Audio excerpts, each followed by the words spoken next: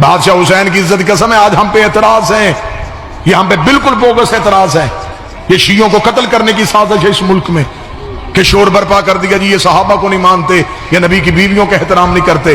میں منبر پہ کھڑا ہوں، لاہور شہر میں کھڑا ہوں، تو مجمع میں آ، اٹھ، تو صحابی کا نام پڑھ، میں طریق سے کردار پڑھوں.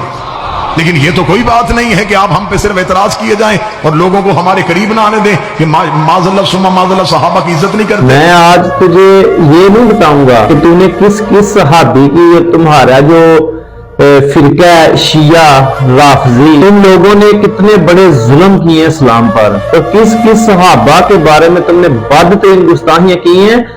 آج میں وہ نہیں بتاؤں گا، وہ میرے پاس انبار لگے ہیں تمہاری شیعوں کی کتابوں سے کہ کس کس صحابی کے کس کس کتاب میں تم نے جو نا بے حرمتی کی ہے اور گستاخی کی ہے. کیونکہ اگر میں بتایا نا کہ تم نے فلاں فلاں فلاں، تمہارے فلاں مولوی نے، فلاں عالم نے، فلاں کتاب میں فلاں صحابی کی جو گستاخی کی ہے، تو تم پتہ کیا کہو گے؟ ہم تو ان کو صحابی مانتے ہی نہیں.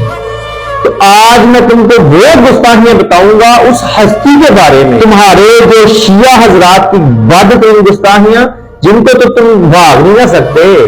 میں آج تمہیں رسول اللہ صلی اللہ علیہ وسلم کی جو شان اقدس میں تم لوگوں نے بدبخت لوگوں نے جو تم رافضیوں نے گستاخیاں کی ہیں، آج میں ان کتابوں کے حوالے سے تمہیں وہ بتاؤں گا. کیونکہ تم صحابہ کی گستاخیاں بتانے لگ گیا، تم نے کس کے صحابہ کی شان میں گستاخی کی، تم بعد میں کہو کہ ہم تو صحابی کو مانتے نہیں جناب. تو مجھے کیا ضرورت ہے پھر اپنا دماغ کھپانے کی؟